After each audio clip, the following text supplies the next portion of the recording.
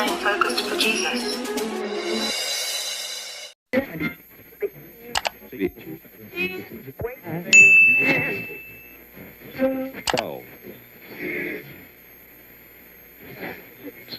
Thanks for waking up with us.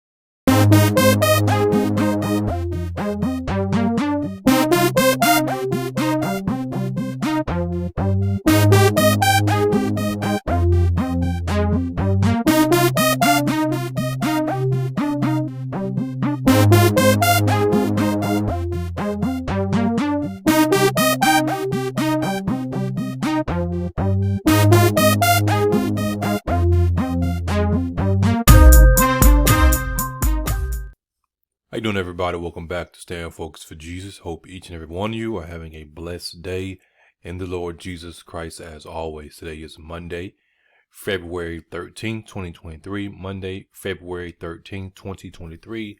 The time is currently 5:18 as you see on the screen, or for those who are listening along. As you see from the title of the video, we are going to be talking about the mark of the beast. We're more so going to be this is a sermon that I've been wanting to do for a while.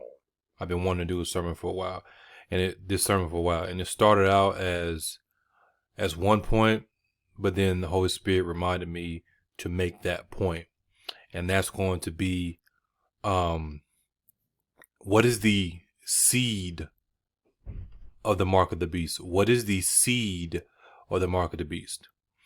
Many people talk about the mark of the beast, and they give what they believe it is. Rather, they are saying that this is their interpretation, or they are saying that the Spirit has guided them to this truth. What we call the mark of the beast is more so the fruit. I want to say that two more times.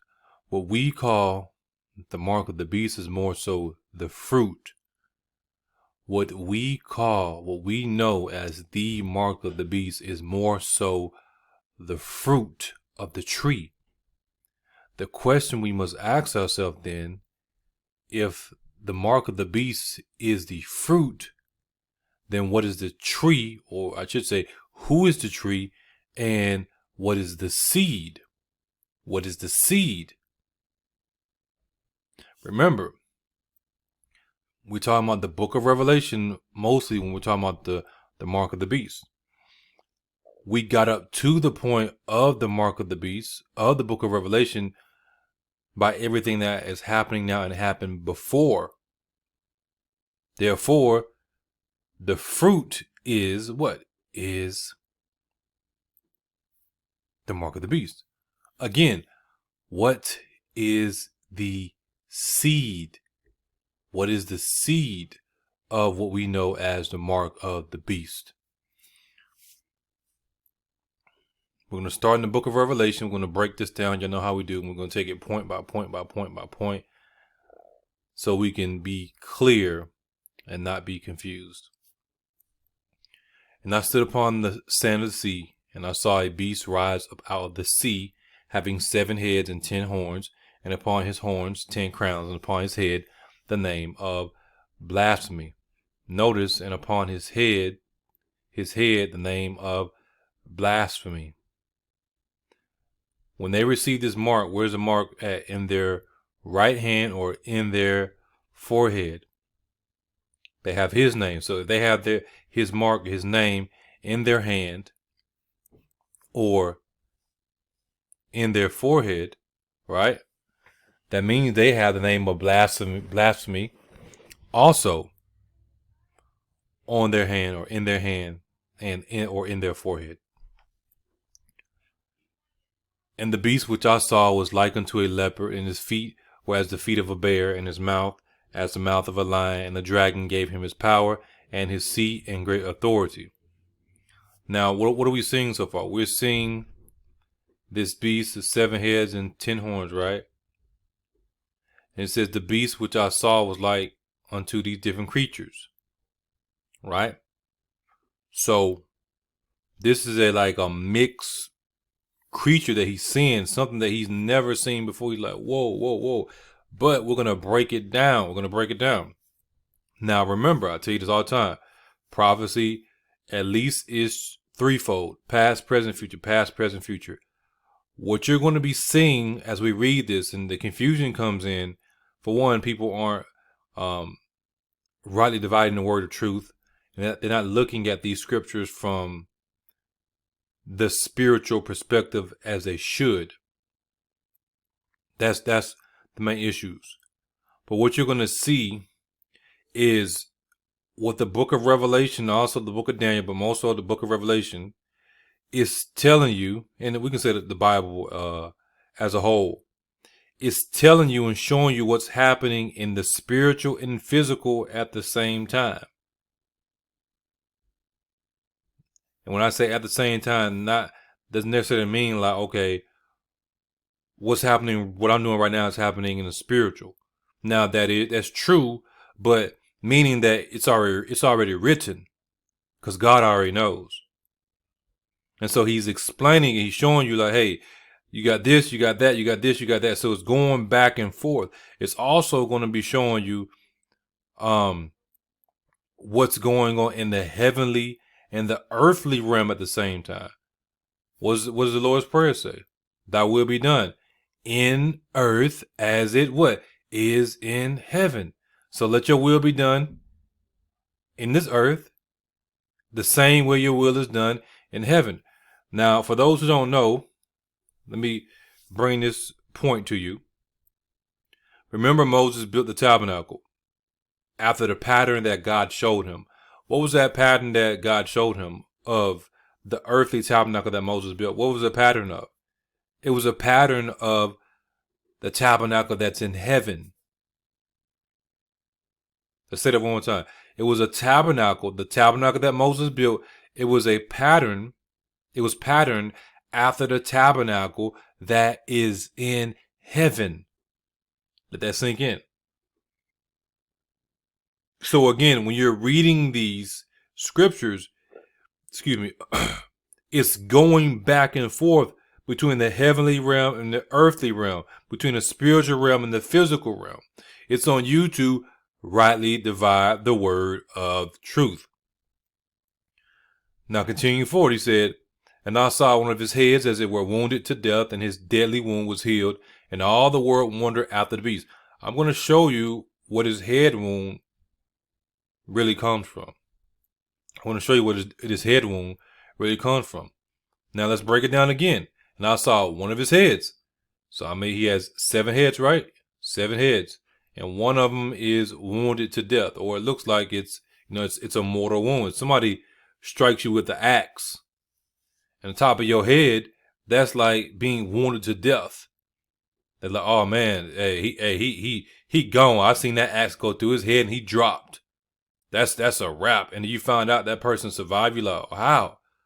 Like they survived an axe in their head? Let's say somebody gets shot with a shotgun, point blank range. And you're like, man, I saw them drop. They're dead. And they survived that. You would be like, what in the world, right?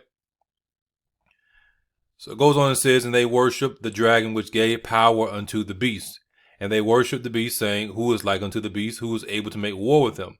Why are they saying this? Well, because he survived. He survived. Like, man, he defeated death. Now, see, it's funny how they do that. They reject Christ, who defeated death, but this deadly head wound, like, oh, man, he defeated death. He was gone. This head was gone. It was destroyed. And now it's come back from the dead. Who is going to be able to make war with him when he's able to do this? And there was given unto him a mouth speaking great things and blasphemies, and power was given unto him to what? To continue 42 months. That's key to understanding what we are talking about. Let me go ahead and break it down to you. Now, let me break it down for myself, because if I don't make this point, I'm going to forget. When it's talking about him continuing 42 months, this is talking about what we term as, it's not the correct term, but just for clarity's sake, the Great Tribulation. But the biblical term, The time of Jacob's trouble, Daniel's 70th week. It's never called the Great Tribulation. It says a time of great tribulation. That's important because people try to use that to confuse you. But again, he says, and power was given unto him to continue 42 months. Okay, this you got 7 heads, right? And the one of them is wounded to death. It's going to be talking about a kingdom. That would be the kingdom of what? The kingdom of the beast, which is who we know as the Antichrist, the devil. Because remember, the devil is going to incarnate. He's going to be the son. The man of sin. And then when he's incarnated with the devil himself, that's when you can say he becomes, or he, like a butterfly, becomes the man. The son of perdition. The son of perdition. But you got the first half of the time of Jacob's trouble. He's in power, right? It's like worldwide peace, and then somewhere around that midway point, right, is what we say all hell breaks loose. Really, it's Christ doing his judgment and stuff. More of his judgment, because judgment starts way going back to the first seal. Again, and power was given unto him to continue 42 months. This is the latter half. So it's like, oh my God, he did. It's over. It's a wrap. Now he's back. And he has power to continue the rest of what we call the time of Jacob's trouble. And he opened his mouth in blasphemy against God, to blaspheme his name and his tabernacle, or, his people, and them that dwell in heaven. And them that what? Dwell in heaven. All this isn't for us. The scriptures tell us that we are not appointed to wrath, but to salvation. We are not appointed to wrath. Christ himself said, watch and pray ye always that you are what? Counted worthy to escape all these things that should come to pass and to stand before the Son of Man, the Son of God. Christ himself said, watch and pray to get out of here, for me to come get you. And yet you have people that are speaking against Christ and saying, oh no, you're trying to escape and this and that. You're absolutely right. I want to get up out of here. I don't want to be here when the wrath of God is poured down this earth. That's stupid. That's stupid. You ever seen a person full of wrath? You better get out of their way, right? And it was given unto him to make war with the saints during that time period, and also, us when we receive our new glorified bodies, and to overcome them. It's talking about the saints on the earth. And power was given him over all kindreds and tongues and nations. And all that dwell upon the earth shall worship him, whose names are not written in the book of life of the Lamb slain from the foundation of the world. If any man have an ear, let him hear. He that leadeth into captivity shall go into captivity. It's the same thing Christ says in the book of Matthew for this time period, which these different things are going to be going on. He that killeth with the sword must be killed with the sword. Here is the patience and the faith of the saints.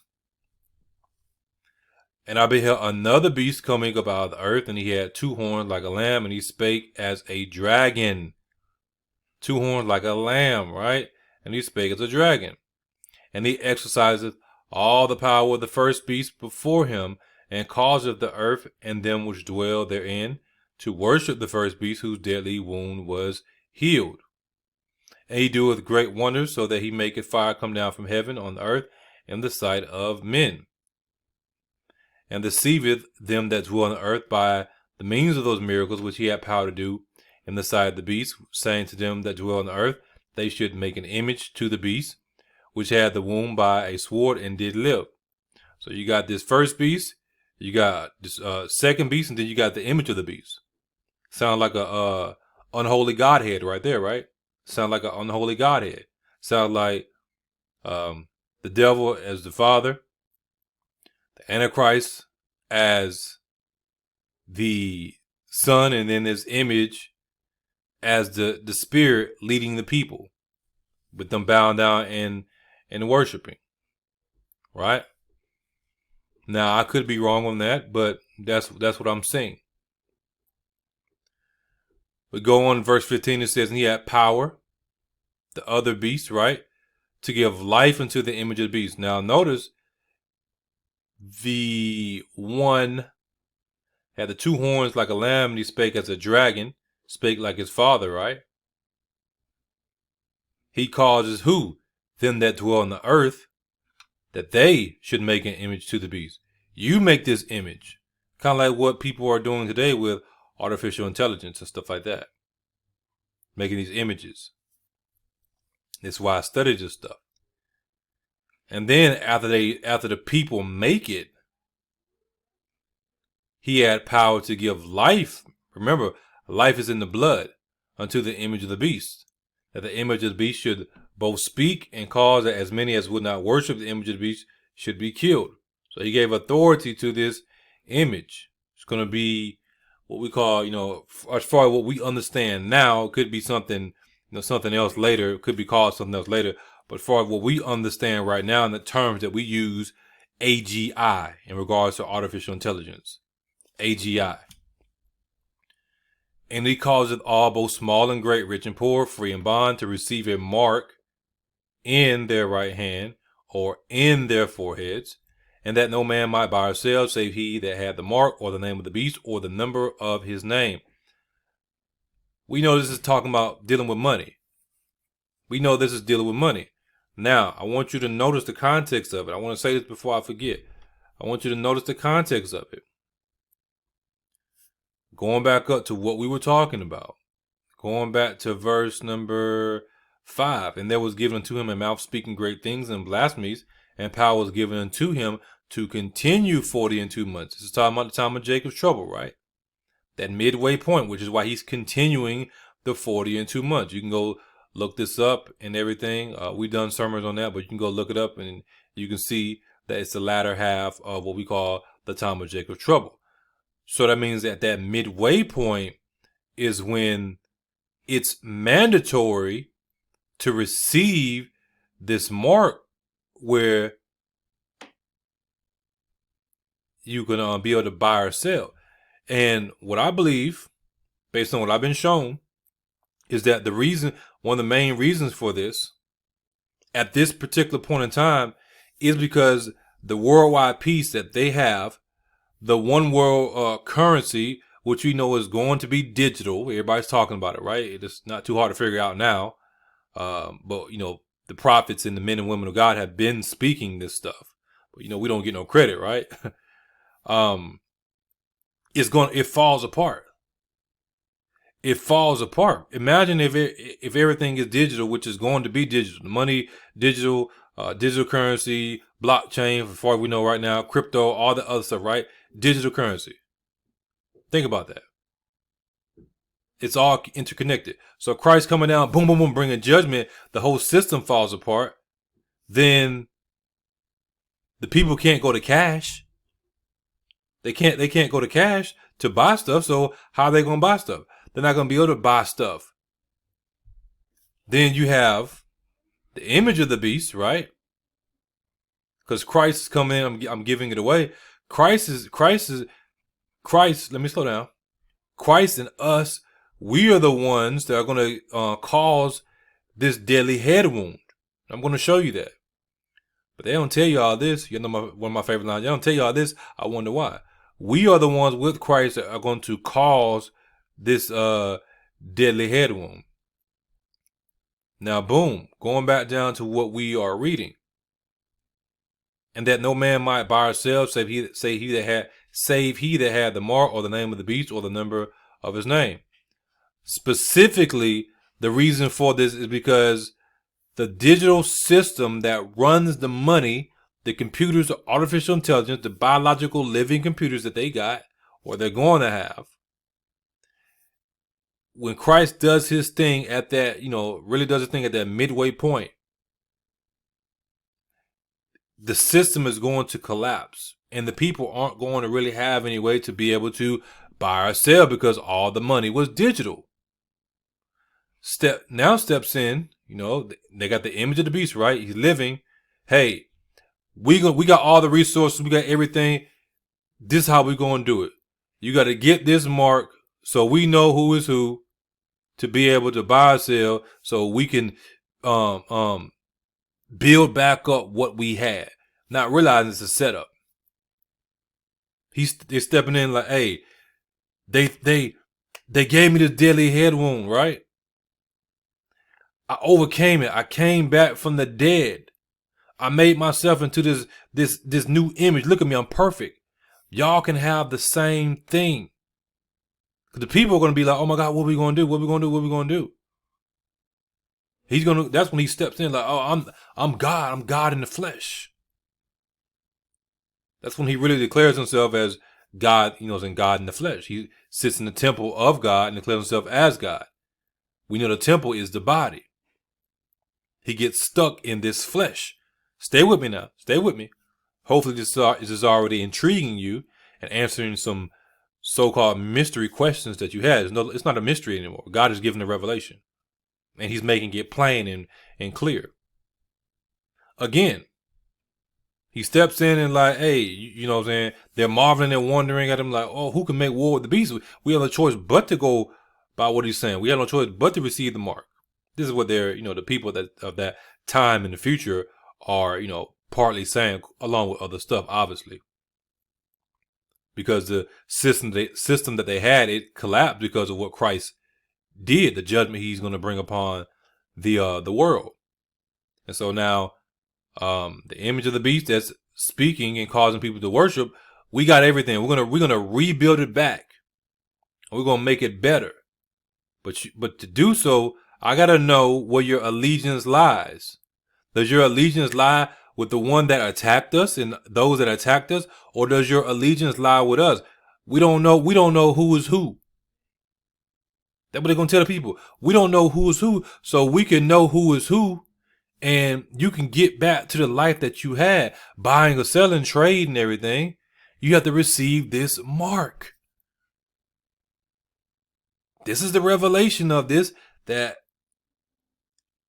I wanted to make this sermon, like I said, but I believe and I know, I see now the Lord held me back from making it so he can give me the rest of his wisdom. Because I didn't have all this wisdom that I have now. Had to, in study and come across some more things.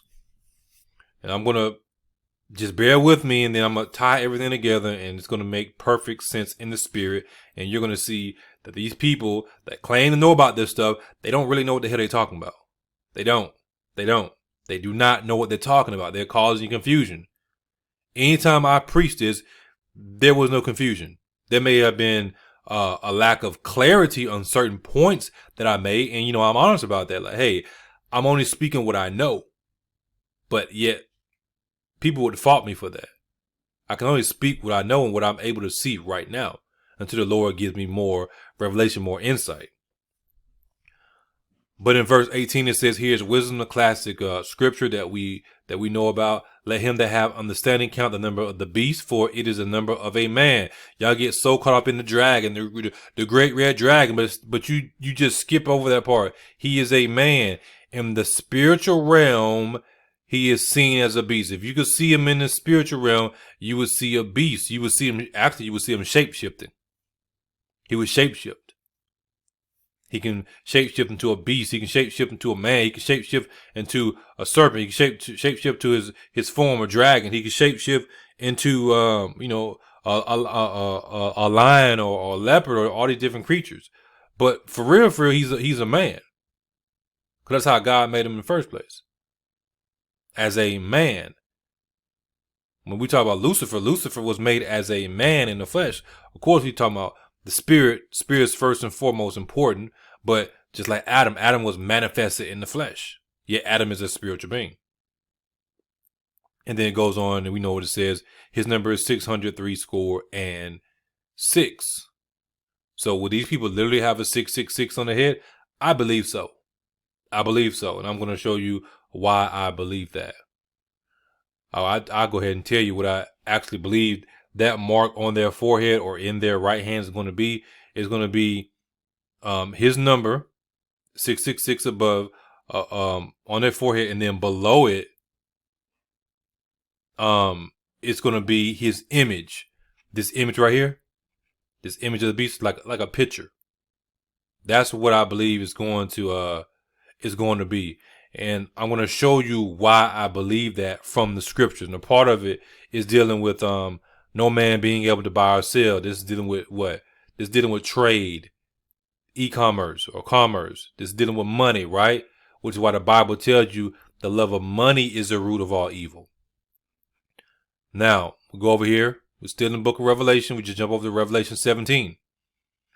We're going to start to break this part down, or to rightly divide this first part so you can understand these 7 heads and everything.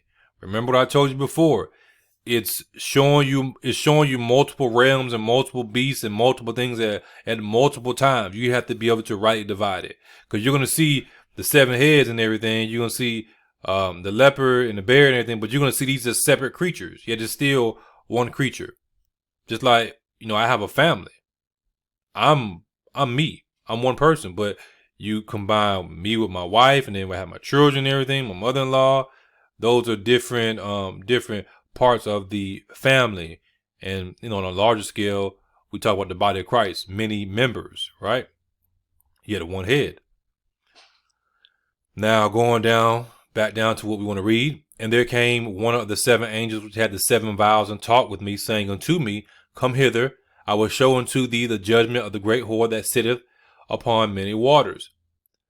Don't get confused about this stuff, because we're going to break it down. With whom the kings of the earth have committed fornication. So you know how they're getting down. Big old orgies. And the inhabitants of the earth have been made drunk with the wine of her fornication. So the people of the world, the laws, they're drunk with the wine of fornication. Oh, that's why all they want to do is fornicate and do things of fornication. So he carried me away in the spirit into the wilderness, and I saw a woman sit upon a scarlet colored beast, full of names of blasphemies, having 7 heads and 10 horns. Where'd they go? They went into the wilderness. The woman was in the wilderness. The woman, this whore, was in the wilderness. There's a reason for that. There's a reason for that. Why is she in the wilderness? You must say, oh, she's in the wilderness because she's a wild woman. She's in the wilderness because she is, how do I explain it without showing it to you yet? Because we haven't gotten to that point. She is in the wilderness because she has been watching and learning from. I'll wait. When I just keep that in mind. Keep that in mind. I don't want to give it away yet. But the woman has been watching somebody, and then she shapeshifts into this other woman she has been watching. She shapeshifts into this other woman she has been watching, and then presents herself like, I'm her. I love y'all. I'm the one I'm the one that birthed the Messiah. And the woman was arrayed in purple and scarlet color, and decked with gold and precious stones and pearls, having a golden cup in her hand full of abominations and filthiness of her fornication. And upon her head was a name written, Mystery, Babylon the Great, the mother of harlots and abominations of the earth. Notice it's using commas. Mystery. That means pause. Okay, it was a mystery. It's not a mystery anymore, because God has revealed the mystery through his spirit. Babylon the Great. Pause. So there's a connection right there. But it's telling you mystery, pause. Babylon the Great, pause. Research this. He said mystery. Okay, he said, I've given it to you to understand the mysteries of the kingdom of God. But to them, I haven't given it to them. Babylon the Great. So you go study that. The mother of harlots and abominations of the earth. Not many people believe it's America. At one point in time, I believed it. At one point in time. And I still do believe it. Why? Because I needed clarity. Now I've been given the clarity. I can expound on it as a teacher. But how can it be America if you say it's going to be, in Africa? Because the spirit of the mother is residing in this woman, America, right now. But when it all boils down, when we get to that point of right here, it's going to be, she's going to be centrally located in Africa, where Africa is known as the motherland, which is why Christ told you, don't focus so much on Jerusalem that now is, but focus more so on the heavenly Jerusalem, the heavenly mother, right?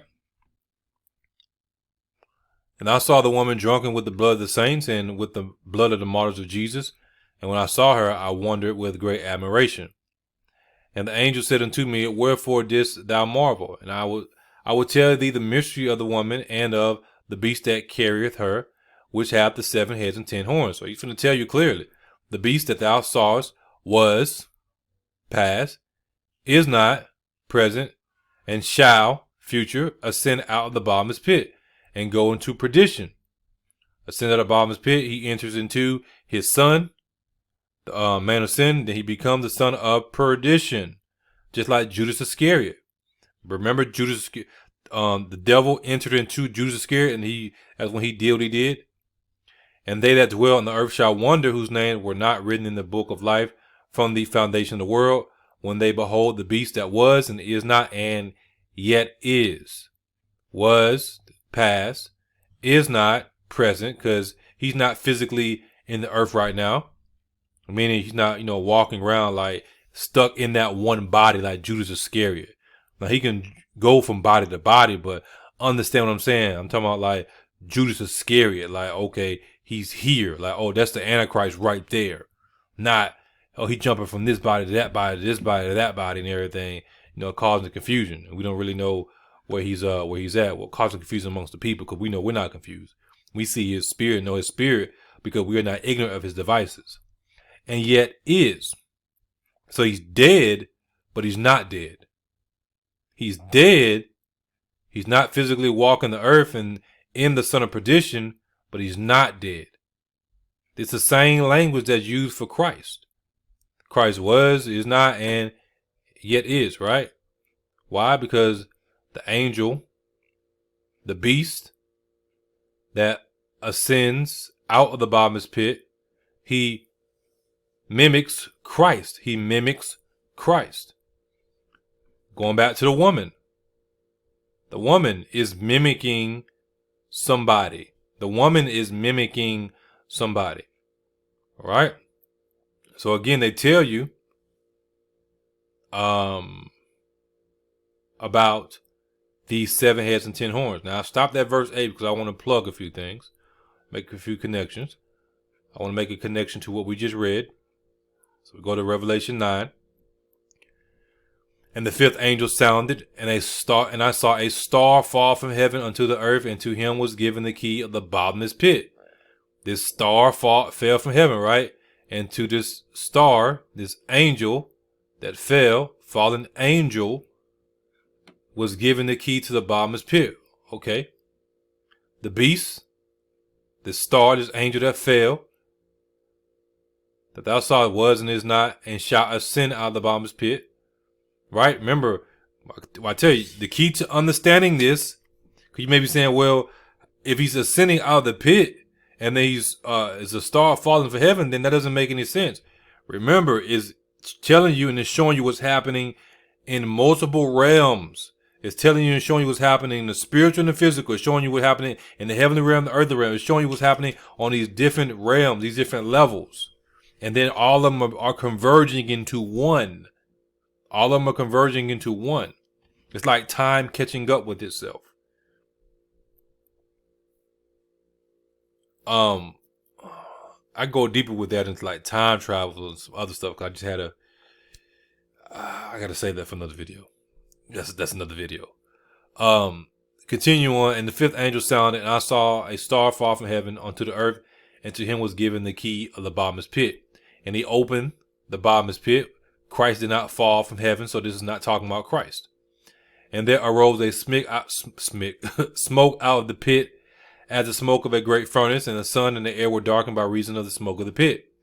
And there came out of the smoke locusts upon the earth, and unto them was given power, as the scorpions of the earth have power. And unto them was given power. Didn't it say something about the image of the beast? He had power. He was given power also. Who shall make war of the beast? Who shall make war of the image of the beast? it would be kind of hard to make war with him if you're just a mortal man shaking your boots and he has this demonic army with him. These creatures that most people are not going to be able to handle. Yeah, most people are going to bow down when they see these creatures. And it was commanded them that they should not hurt the grass of the earth, neither any green thing. The grass of the earth, neither any green thing, like the food, neither any tree. Don't food come from the trees and stuff that's planted, but only those men which have not the seal of God in their foreheads. I'm gonna torment them, and they're gonna bow down and worship, which is what they ultimately doing, which is why they have control over during that time period, right? No man might be able to buy or sell. They have control over the resources, over the land. I mean, they got control over it now to a certain extent, and they're going to continue to have control over it. But I'm talking about like during this time period. If you want to, you can go outside and go buy you some land and plant something. You're not going to be able to do that in the future if you're here during that time period. Land is going to be like really scarce because most of it is going to be destroyed and set on fire and burned, where it's not going to be you're not going to be able to use it when Christ bring that judgment. And we know the scriptures tell us that. So again, going back to the point I'm making, no man might buy or sell. Right? No man will be able to buy or sell. You got these creatures and everything torment people. And to them it was given that they should not kill them, but that they should be tormented 5 months. And their torment was as the torment of a scorpion when he striketh a man. And in those days shall men seek death and shall not find it, and shall desire to die, and death shall flee from them. And the shapes of the locusts were like unto horses prepared unto battle, and on their heads were as it were crowns like gold, and their faces were as the faces of men. Interesting. These creatures are walking around. They look like men, but they could fly. And they had hair as the hair of women, and their teeth were as the teeth of lions. And they had breastplates as it were breastplates of iron, and the sound of their wings was as the sound of chariots of many horses running to battle. And they had tails like unto scorpions, and there were stings in their tails, and their power was to hurt men 5 months. And somehow people think this is talking about Apache helicopters. And they had a king over them, which is the angel of the bottomless pit, whose name in the Hebrew tongue is Abaddon, but in the Greek tongue hath his name Apollyon. And we know who this is talking about. So this angel that fell from heaven is over them. We know, which we made a connection with the rest of this, right? With this scripture right here. The one we were just talking about, right here. Now he keeps, I'm going to go ahead and just keep on pushing. And we'll see it. So going back to Revelation again in 13. And I stood upon the sand of the sea, and I saw a beast rise above the sea, having 7 heads and 10 horns, and upon his horns 10 crowns, and upon his head the name of blasphemy. And the beast which I saw was like unto a leopard, and his feet were as the feet of a bear, and his mouth as the mouth of a lion. And the dragon gave him his power, and his seat, and great authority. And I saw one of his heads as it were wounded to death, and his deadly wound was healed, and all the world wondered after the beast.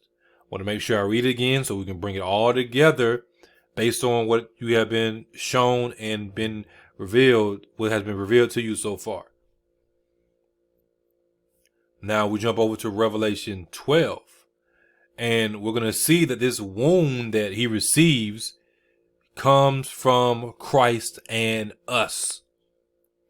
And there appeared a great wonder in heaven, a woman clothed with the sun, and the moon under her feet, and upon her head a crown of 12 stars. Now notice where this is being seen at. This great wonder is being seen in heaven, a woman, right? And she being with child cried, travailing in birth and pain to be delivered.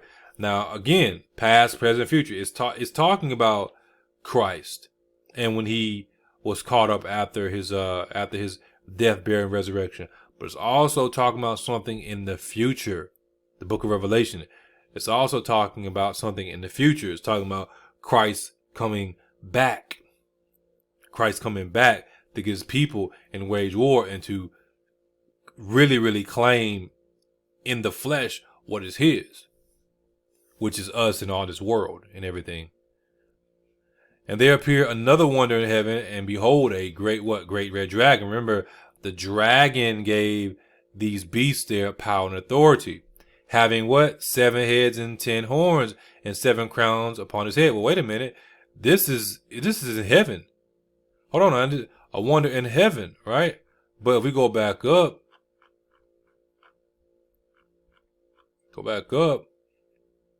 let me see. And I stood upon the sand of the sea, and I saw a beast rise up out of the sea. Do you see? It's telling the same story. It's telling the same story in the heavenly and the earthly realm, in the spiritual and the physical realm. Here he's seeing it where? He's seeing the same thing, but he's seeing the beast rise up out of the sea, meaning rise up out of the people, as you're gonna see, pun intended. Rise up out of the sea, the waters. Remember, space is also water, which is why you have them falling. As above, so below. It is true, but the way they explain it is wrong. What it looks like he's rising, but he's really falling, because they flip everything. Their rising is actually falling, and our falling is actually rising, because we had to fall before we could be lifted up in Christ. Christ fell in the sense of what? Him dying on the cross. To them, he's like, oh, he fell. We got him. But he wasn't really falling. What they deemed his falling was his rising. Now going back down, where were we at? Okay. Going back down, reading it again, and there appeared another wonder in heaven, and behold, a great red dragon having what? 7 heads and 10 horns and 7 crowns upon his head. We just read. He was seeing that on the earth. Oh, he's rising out of the sea. And his tail drew the third part of the stars of heaven, and did cast them to the earth. And the dragon stood before the woman which was ready to be delivered, for to devour her child as soon as it was born. And she brought forth a man child. We know this is Christ, right? Who was to rule all nations with a rod of iron, and her child was caught up unto God and to his throne. Now, again, it's talking about Christ when he ascended into heaven, but it's also talking about a future event. This includes us. Being caught up. Now, remember I mentioned the woman, the mother, right? She was in the wilderness. Now notice this, what happens. And the woman fled into the wilderness. And where was the whore? She was in the wilderness also. Watching. Trying to get to the woman, so she couldn't get to her. Okay, I'm gonna present myself as the woman. I'm gonna present myself as this woman that has brought forth the Messiah, where she hath a place prepared of God, that she should feed her there 1,260 days, in reference to the time of Jacob's trouble. That's why I told you it's past, present, future. And there was war in heaven. Watch this. And there was war in heaven. Michael and his angels fought against the who? The dragon. It's in heaven, right? This is the real Star Wars. This is what Star Wars is based off of. And the dragon fought and his angels and prevailed not. Neither was their place found any more in heaven. Notice there's no more place found for him in heaven. Right now we know that what? Satan is the principality, prince of the power of the air, right? Prince of the power of the air of this heaven that we are in. That's what we say heaven on earth, and you look above you, that's heaven. Now he's coming down, boom. He's stuck in that body, the body of his son. He's stuck in the body of his son. Satan literally incarnated. Satan literally incarnate. And the great dragon was cast out, that old serpent called the devil and Satan, which deceiveth the whole world. He was cast out into the earth, and his angels were cast out with him. They're going to dwell in different bodies, or, different, artificial intelligence or AGI bodies. And I heard a loud voice saying in heaven, now has come salvation and strength in the kingdom of our God and the power of his Christ. For the accuser of our brethren is cast down, which accused him before our God day and night. He's accusing us now. And they overcame him by the blood of the Lamb and by the word of the testimony, and they love not their lives unto the death. Therefore rejoice, ye heavens, and ye that dwell in them. Because now, everything is being set back in order. Like, boom, you're out of here. I got my people in this position now. Woe to the inhabitants of the earth and of the sea. For the devil is come down to you having great wrath, because he knoweth that he hath but a short time. And when the dragon saw that he was cast into the earth, he persecuted the woman which brought forth the man child. He's like, oh, I'm defeated. I'm in the earth now. I can't move and operate like I was. I'm stuck in this flesh. And to the woman were given 2 wings of a great eagle, that she might fly into the wilderness, into her place where she is nourished for a time and times and a half a time from the face of the serpent. So she's riding, she's flying like an eagle. But the other woman, she's riding the beast. She's riding this dragon. Kind of like Game of Thrones. I'm just saying. Now, jumping back to Revelation 17. Let me make sure I make that connection just so I don't forget. This is where he received that deadly head wound. This is where he received a deadly head wound. That war in heaven.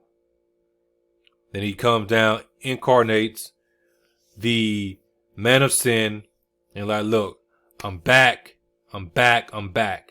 So it's happening in the heavenly realm, but it's also going to be happening in the earthly realm. And at that particular point in time, the heavens are going to be rolled back. So a lot of this, the people are going to see, which is why they'll be like, oh my God, like, we seen what was going on, and you survived that. Now going back to Revelation 17, picking up in verse number 9. And here is the mind which hath wisdom. The 7 heads are 7 mountains on which the woman sitteth. And there are 7 kings, 5 are fallen, and 1 is, and the other is not yet come. And when he cometh, he must continue a short space. And the beast that was and is not, even he is the 8th, and is of the 7, and goeth into perdition. So I just broke it down to you. 7 mountains, 7 kingdoms. You got 7 kingdoms, you got 7 kings, right? And the beast that was and is not, even he is the 8th, and is of the 7. He is of the 7. He's of these 7. So he comes out of these 7 kings that have ruled over the earth. Well, who's ruling the earth right now? Who's the superpower? Who is the superpower? America. You have all these nations, these kings fighting. And he's going to rise up out of the 7. Because it says, and he is of the 7. And the 10 horns which thou sawest are 10 kings. So you got these 7 kings, right? Then you got these 10 kings, which have received what? No kingdom as yet. They don't have no kingdom. They're kings, but they don't have no kingdom. But receive power as kings 1 hour with the beast. That 1 hour is a reference to the time of Jacob's trouble. These have one mind and shall give their power and strength unto the beast. So we know this is talking about something in the future. Because these 10 rise up out of, you could say, these 8. These 10 rise up out of the 8. These shall make war with the Lamb, and the Lamb shall overcome them. Well, if we are with the Lamb, then that means that we overcome them, which is why we are warring with Christ in that time period, what we just described right here in Revelation 12. Go back down. For he is Lord of lords and King of kings, and they that are with him are called and chosen and faithful, and they that are with him are called and chosen and faithful. Many are called, but few are chosen. You are a chosen people. You are a peculiar people, a royal people, a royal nation, a royal priesthood, right? And he saith unto me, the waters which thou sawest where the horse sitteth are what? Are peoples and multitudes and nations and tongues. He breaks it down for you to make it plain. I'm just here to help. I'm just here to help. I'm here to help for you to understand it in plain speech. So she's riding the beach. She's sitting on these waters, right? And tells you the waters which thou sawest where the horse sitteth are peoples and multitudes and nations. So it does include it does include America. The main spirit, her central location right now is America. And we can see that clearly. And the 10 horns which thou sawest upon the beast, these shall hate the whore, and shall make her desolate and naked, and shall eat her flesh, and burn her with fire. For God hath put it in their hearts to fulfill his will, and to agree, and give their kingdom to the beast, until the words of God shall be fulfilled. And the woman which thou sawest is that great city, which reigneth over the kings of the earth. Now people will make an argument that this is America. Right now it is America, but we talking about, remember, past, present, future. Presently, the spirit and where it's at is America. But in the future, this great city is going to be destroyed. It's going to be located in Africa. Not saying that America ain't going to be brought down, because we see that happening right now. Now, if we go over here, we go to Daniel 7. Daniel 7 is going to tell you the same thing, but break it down a little bit more. In the first year of Belshazzar, king of Babylon, Daniel had a dream and visions of his head upon his bed. Then he wrote the dream and told the sum of the matters. Daniel spake and said, I saw in my vision by night, and behold, the 4 winds of heaven strove upon the great sea. And 4 what? Great beasts came up from the sea, diverse one from another. And the first was like a lion, and had eagle's wings. I beheld till the wings thereof were plucked, and it was lifted up from the earth, and made stand upon the feet as a man. And a man's heart was given to it. You see what I'm saying? It's a beast, but it's walking around like a man. It has the heart of a man, but it's actually a beast. But it's a man. He saw it as a lion with had eagle's wings, but oh snap! It's standing up like a man. It's standing up like a man, and it has the heart of a man. Don't we see them creatures in Egypt, ancient Egypt? And behold, another beast, a second like to a bear. These are the same creatures that was mentioned in the book of Revelation. And they raised up itself on one side, and it had 3 ribs, and the mouth of it between the teeth of it. And they said thus unto it, Arise, devour much flesh. After this I beheld, and lo, another, like a leopard, which had upon the back of it 4 wings of a fowl. The beast had also 4 heads, and dominion was given to it. Very interesting creature. It looked like a leopard, but it had 4 heads, and it had wings of a fowl. So it didn't have these great eagle's wings. It wasn't the top dog, as we say. It wasn't the top dog. It could fly, but it couldn't fly like the eagle, though. And I'm going to explain this a little bit more, because this is where we're at right now. This is where we're at right now, dealing with this leopard type of creature.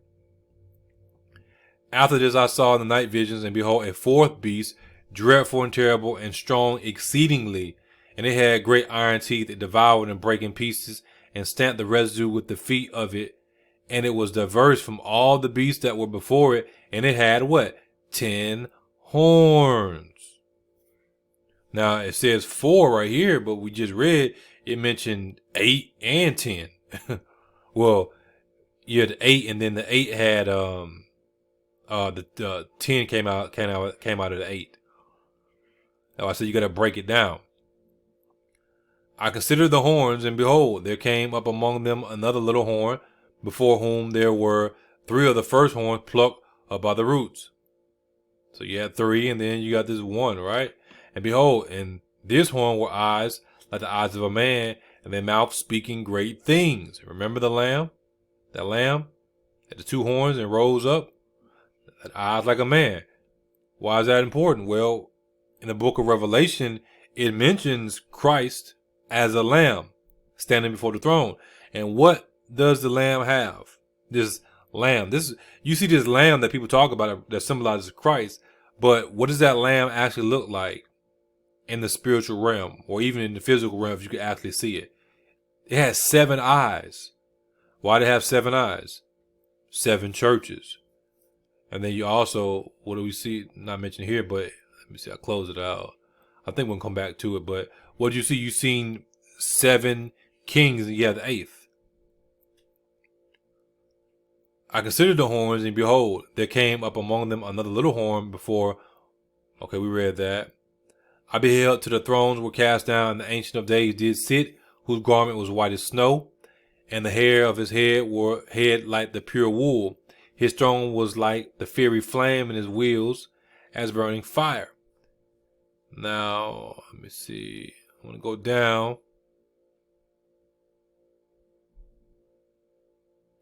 Verse number 11, I beheld then because of the voice of the great words which the horn spake, I beheld even till the beast was slain. The beast was slain, his body destroyed, and given to the burning flame. So it's like, okay, we got to throw him in the fire because he rising back up. Well, you know, God is allowing it with that war and everything. As concerning the rest of the beasts, they had their dominion taken away. Remember? Yet their lives were prolonged for a season and a time, the same language. So he's telling you they had dominion. I took it away. I'm going to allow them to get it back. And they're walking around living, but they're not ruling. They're walking around living, but they're not ruling. They're walking around living, but they're not ruling. Remember, all this is already written. I saw the night visions, and behold, one like the Son of Man came with the clouds of heaven, and came to the Ancient of Days, and they brought him near before him. This is Christ coming before the Father. Christ coming before the Father. But y'all get confused about the Father, the Son, and the Holy Ghost. We're not teaching what's known as the Trinity. We're teaching the Godhead. We're teaching the Godhead, which is biblical. And there was given, him dominion and glory and a kingdom, that all people, nations, and languages should serve him. His dominion is an everlasting dominion which shall not pass away, and his kingdom that which shall not be destroyed. I, Daniel, was grieved in my spirit in the midst of my body, and the visions of my head troubled me. I came near unto one of them that stood by, and asked him the truth of all this. So he told me, and made me know the interpretation of the things. These great beasts which are 4 kings, which shall arise out of the earth. Well, we just saw these are also heavenly kings and heavenly creatures, right? But the saints of the Most High shall take the kingdom and possess the kingdom forever, even forever and ever. Then I would know the truth of the 4 beasts. He said, okay, you told me about them. You told me about all of them collectively, but tell me about this one specifically. Which this 4 beasts is, we know this is the Antichrist kingdom right here. Excuse me. Says, which was diverse from all the others, exceeding dreadful, whose teeth were of iron and his nails of brass, which devoured, brake in pieces, and stamped the residue with his feet. What does the book of Revelation say? You also have 4 horsemen of the apocalypse. You have the rider on a white horse that comes in conquering. Then I would know the truth of the 4 beasts, which was diverse from all the others, exceeding dreadful, whose teeth were of iron, and his nails of brass, which devoured, brake in pieces, and stamped the residue with his feet. It's a mixed kingdom, right? Which is why it's diverse. and of the 10 horns that were in his head, and of the other which came up. See that? 10 horns. This fourth beast. We know this is a reference to what we just read. And before whom 3 fell, even of that horn that had eyes, and a mouth that spake very great things, whose look was more stout than his fellows. I beheld, and the same horn made war of the saints and prevailed against them, meaning the remnant. Because we just read that in the book of Revelation, right? Couldn't get to these right here. These saints, okay, I'm gonna go get them that's on the earth. That's why people get confused. Until the Ancient of Days came, and judgment was given to the saints of the Most High, and the time came that the saints possessed the kingdom. We're going to be judging the world. We're going to be judging angels. Thus he said, the fourth beast shall be the fourth kingdom upon the earth. We are in the third kingdom. We are in the third kingdom, and we're coming to the end of the third kingdom, which shall be diverse from all kingdoms, and shall devour the whole earth, and shall tread it down and break it in pieces. Let's read that one more time. Thus he said, the fourth beast shall be the fourth kingdom upon earth. Now, you got kingdoms within kingdoms. People get caught up in the smaller kingdom. We're talking about overall. There's been 4 kingdoms to really rule this earth in the context of what we're speaking about. Which shall be diverse from all kingdoms. This one is going to separate all the rest. It's going to be very, very unique, right? And shall devour the whole earth. Doesn't the internet devour the whole earth? Isn't artificial intelligence devouring, taking over the whole earth? Am I saying that artificial intelligence is the beast? No, but artificial intelligence plays a major part in this fourth kingdom. I'm going to show you that. Again, it says, and shall tread it down and break it in pieces. Tread what down? The whole earth. And the 10 horns out of this kingdom are 10 kings that shall arise. That shall arise in the future, right? And another shall arise after them, and shall be diverse from the first, and he shall subdue 3 kings. It's telling you the same story, right? Just different ways. And he shall speak great words against the Most High, and shall wear out the saints of the Most High, and think to change times and laws, and they shall be given into his hand until a time and times and dividing of times. What we just read in the book of Revelation. 40, he had the power to continue 40 and 2 months. But the judgment shall sit, and they shall take away his dominion, to consume and to destroy it unto the end. And the kingdom and dominion and the greatness of the kingdom under the whole heaven shall be given to the people of the saints of the Most High, whose kingdom is an everlasting kingdom, and all dominions shall serve and obey him. So we got that. Now, it mentioned the leopard, right? The fourth one is a leopard, because you had the lion. Well, excuse me, the third one, my bad. The lion, the first one. The bear, the second one. The leopard, the third one, which is where we're at. I'm going to show you something very, very interesting. Some very, very interesting wisdom. Some very, very insightful knowledge and understanding. And this should edify you right here if this sermon hasn't edified you already. Now, why is the leopard spotted? Why is the leopard spotted? We're going to read this, but I want to jump down right here real fast. Leopard spots are called rosettes because they resemble the shape of a rose. Leopards spots are called rosettes because they look like roses. Why is that important? Well, because in this kingdom is arising the Antichrist for this fourth kingdom, right? Roses like roses. The rose of Sharon. I am the rose of Sharon and the lily of the valleys. Why is that important? Remember, we are dealing with the Antichrist. Not talking about right here, but we're dealing with the Antichrist coming as Christ. So he's coming as the rose of Sharon. But what's the connection with the leopard? Why is God telling us, hey, if you study the leopard, you will learn some things. He's using this stuff to teach us something and show us. He hid the mystery in the leopard.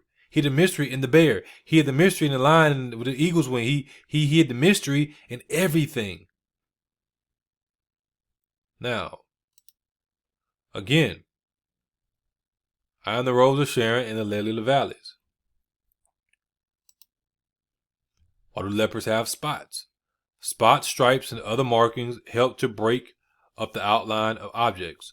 That's why hunters and soldiers wear camouflage, and why the military uses camouflage patterns on vehicles. Most of the time, leopards are in areas where there are many patches of light and shadow, jumping between the two, light and dark, light and dark, light and dark, causing confusion. The leopard won't fully step into the light because it can't get its prey. If they were one solid color, they'd really stand out. By breaking up their pattern, they are less obvious. Tares amongst the wheat. It says right here, check out this great black and white shot of a leopard at night. You can see how patches of light and dark hide its shape. So because it's between the light and the dark with these dark patches, these spots, it can blend in the light, it can blend in the dark, and you can't really tell what it is. Oh, it gets even better. It gets even better. The coloration. So they give 4 different answers. And, some of them are solid, but they're mostly saying the same thing. But as you'll see, you'll be like, whatever. The coloration on leopards and many other animals has, evolved. We're gonna roll what they're saying, but we know we don't deal with no evolve. We're just using it for context and just keep it flowing, because it helps them survive better. In the case of leopards, the alternating dark and light blends into the shadows and sunlight patches in the grasslands or forests where they live, and makes it easier for them to sneak up on the animals they hunt. The leopard, with the type of spots that makes them blend in the best, will probably catch more food and live long enough to pass the types of spots on to the younger ports. Being very fast runners also help. They pass it on to their children, right? Leopards probably have spots because, and you think about the name leopards. Matter of fact, let me see what it actually means. I want to know what it means. Let me get that real fast. Leopards probably have spots because the spots help camouflage them in the foliage of their habitats. They're talking crazy right here. I say probably because humans didn't actually observe leopards getting the spots, so all we can do is come up with theories about blah blah blah blah blah blah blah blah. They talk about mutation, blah blah. We ain't studying all that. And then we're going to answer 4. Spots and stripes are both a type of camouflage called disruptive coloration. The spots and stripes break up what would otherwise be a solid color, making the animal look less like a large target and help it blend into the background. Spots are especially useful for hiding in long grass. And then we say keep your grass low. Leopard, snake, serpent. Which one is it? He can shapeshift. Another way that spots and stripes work as camouflage is by confusing the predator. I told you we had some more good stuff for you, didn't I? If a predator spots a zebra, say, and recognizes it as prey, chances are the predator will fixate on the stripes as it stalks the zebra. When the zebra senses the predator and runs away, the white and black stripes blur into a gray background, and the predator immediately loses its target. Predators are usually very good at sensing movement, but the initial split second of confusion may be enough time to allow the zebra to escape. If you ever get a chance to go snorkeling or diving in tropical waters, you'll notice that most of the colorful butterfly fish on coral reefs have disruptive camouflage, either spots or stripes or both. So it's showing you, hey, this isn't just with these creatures. Lastly, a stripe covering the eye and lots of dark spots on the body help hide the eyes of prey. so the predator may become confused about which end is the head. Very interesting stuff, right? Now, the camera that caught a leopard. A leopard silently stalks its prey, controlling every muscle in its body. It inches its way toward an antelope, oblivious to impending doom. Any sound will give the leopard away, but this expert hunter is as careful as it is patient. Satan is very, very patient. Doesn't the Bible tell us that? Slowly, the leopard moves closer to the antelope until it stands just feet away, ready to strike. The scene unfolds so slowly and dramatically it might seem to you a nightmarish fantasy, one of the most remarkable exchanges in nature. There's only one problem. You can't see a thing. You see he blended in right there in front of him and he can't even see. Right there in front of him, and sheep are most stupid. You know, we do stupid stuff way over here and then in the dark and then make all that noise. And then they're like, oh, this easy. I ain't gotta even do anything really. But the leopard, he blends in with his surrounding. The leopard blends in with his surrounding. That's what it's telling you right here. The leopard, like a leopard, he's blending in. That's what Satan has done. He has blended in with his surroundings. He's blended in with the people. And people are confused. They're like, oh, we don't know who's who. This, that, this, that. They're just confused. They don't tell you all this. I wonder why. They don't break it down like this to y'all. I wonder why. So the article goes on to say the leopard's enormous eyes are capable of vast dilation, which allows the predator to see in near lightless conditions. Human eyes, like the eyes of the leopard's prey, become useless in low light. Until recently, this meant that we had no way of observing the night behavior of leopards. And they use infrared sensitive cameras to be able to see what's going on with what our eyes can't normally see. All right, so we got that. Then we jump over here to this website, Wildlife Way Station. Leopards show a great diversity in physical appearance throughout the species. In colder climates, their coats are gray in coloration. In rainforest habits, it is a deep shade of gold, while in desert climates, it is often a soft cream color. You see how it adapts? It naturally can adapt to its surroundings, depending on the environment and stuff like that. Their telltale spots, properly known as rosettes, vary in size and shape depending on the geographic location they habituate. That's it, right? Habituate. Leopard subspecies have a natural range running from the southern tip of Africa all the way to the northern coast of China. They make their homes in all sorts of climates, from the rocky crags of the Himalayas to the humid jungles of Central Africa. Leopards are as versatile as they are physically impressive. They are exceptional hunters that consist mainly off of mid-sized mammals like impalas and monkeys. They are very opportunistic and have been observed to take down prey as small as rodents and as large as juvenile giraffes. Leopards are solitary animals, although they have a high territory overlap with other large predators. As they are much smaller than tigers or lions, they are prone to retreating trees where the larger cats have a hard time reaching. They will also haul their keels up trees so that any possible competitors cannot steal their food. That's interesting. They take their prey up trees because we know what the Bible says about trees. When the Bible specifically says about the trees in the Garden of Eden in regards to the fallen angels and stuff like that. Then we jump over here. Let me see. Was it something? Yeah, right here. Fascinating facts. Although they can't keep up with a cheetah, leopards can still reach 36 miles per hour while sprinting and clear 200 feet of space when taking a running leap. Leopards are the only natural predator to both chimpanzees and gorillas.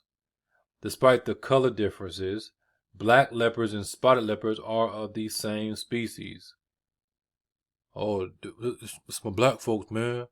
I'm gonna stick with my black folk because they black. And not realizing they a leopard. Deceiving you.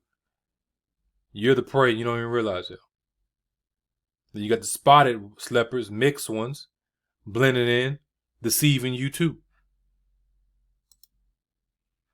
Now going to the scriptures, because you know we got to connect that with the scriptures, right? For such are false apostles, deceitful workers, transforming themselves into the apostles of Christ. And no marvel, for Satan himself is transformed into an angel of light. And no marvel, for Satan himself is transformed into an angel of light. But he's angel of darkness. Yet he's presenting himself as an angel of light. Therefore, it is no great thing if his ministers also be transformed as the ministers of righteousness, whose end shall be according to their works. This is why he used the leopard primarily to describe what he saw and what was going on, or what God allowed him to see. And God wanted us to understand these things just by doing the research and allowing ourselves to be led by the Spirit. Now we got that.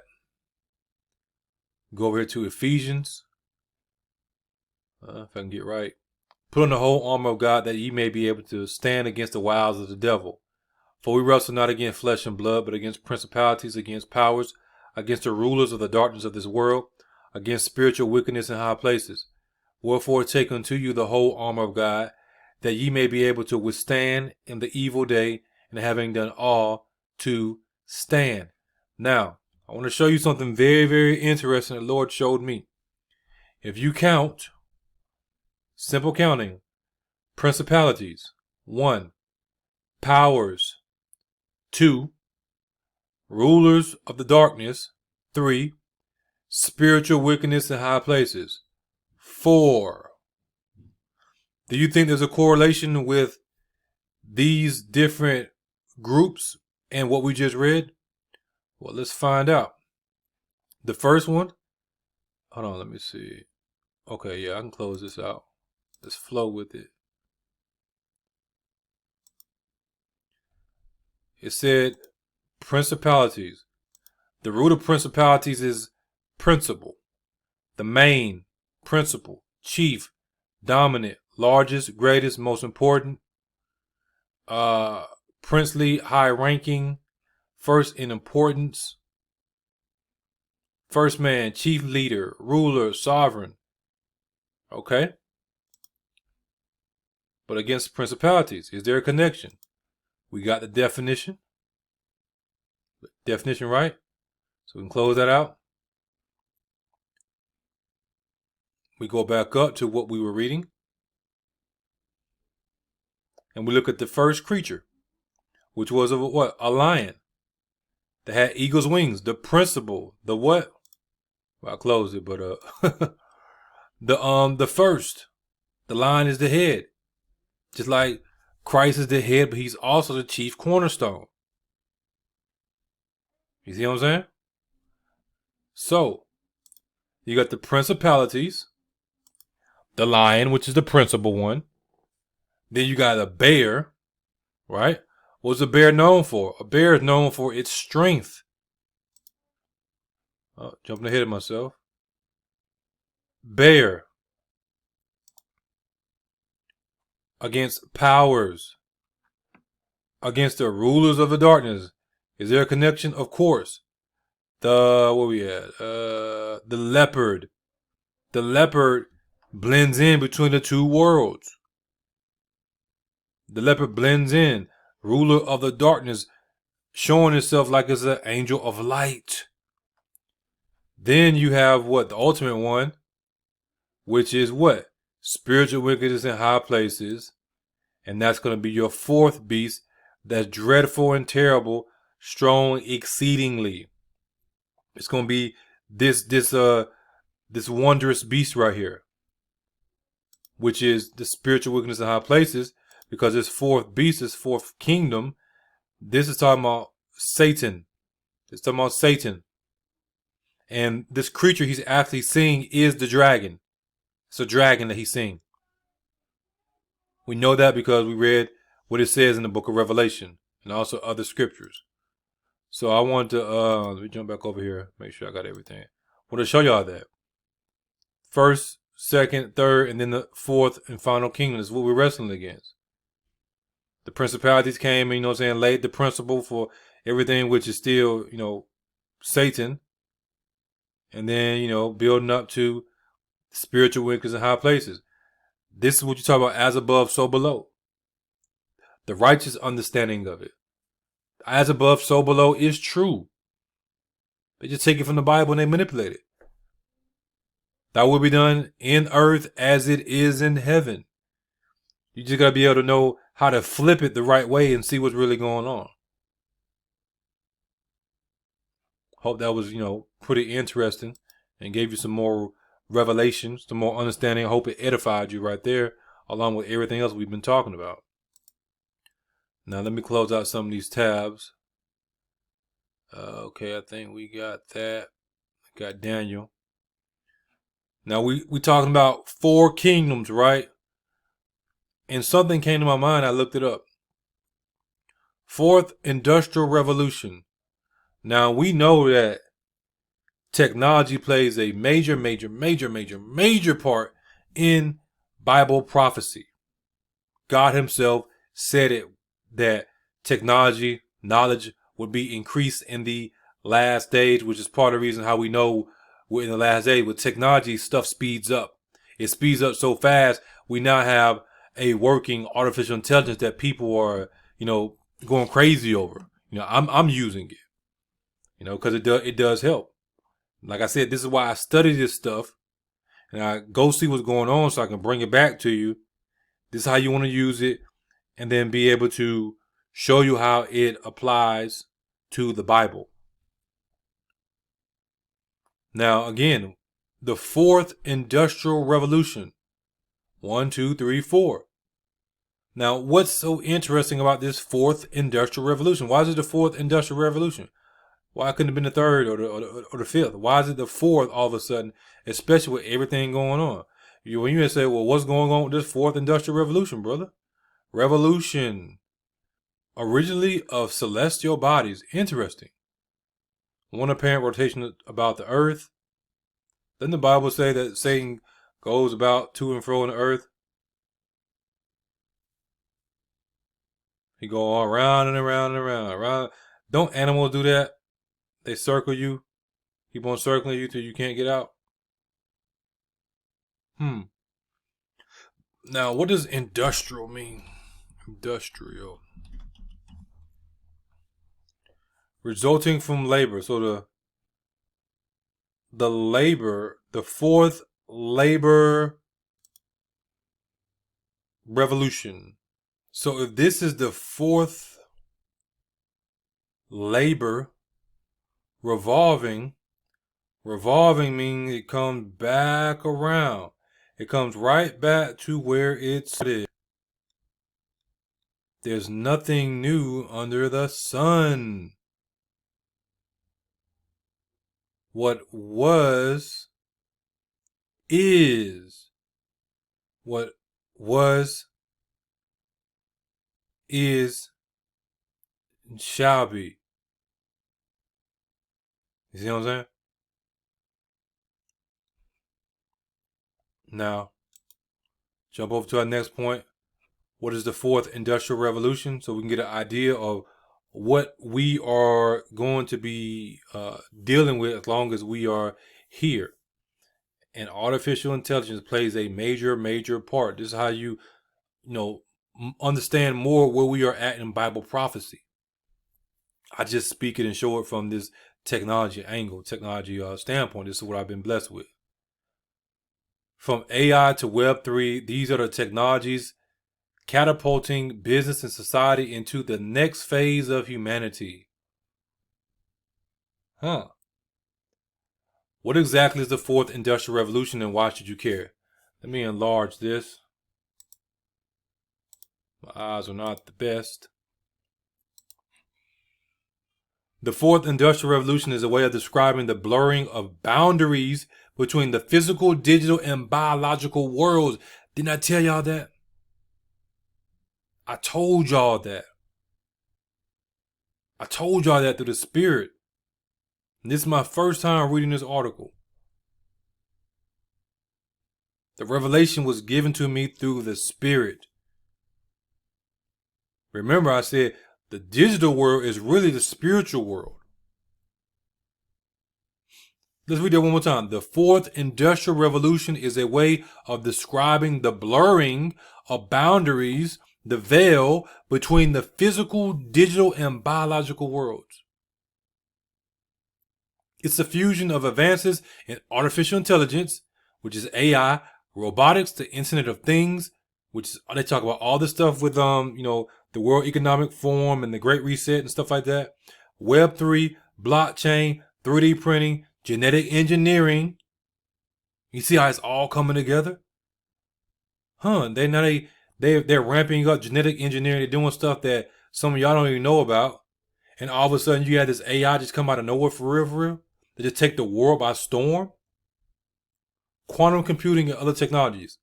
It's the collective force behind many products and services that are fast becoming indispensable to modern life. Think GPS systems that suggest the fastest route to a destination, voice-activated virtual assistants such as Apple Siri, personalized Netflix recommendation, and Facebook's ability to recognize your face and tag you in a friend's photo. They're giving you an example how these different things, they change the world. GPS, nobody really uses a map no more. If you ain't got GPS, you feel like you're lost. For most of us. As a result of this perfect storm of technology, perfect storm, right? The fourth industrial revolution is paving the way for transformative changes in the way we live and radically disrupting almost every business sector. This is exactly what we're seeing. People are already getting fired because AI is taking their job.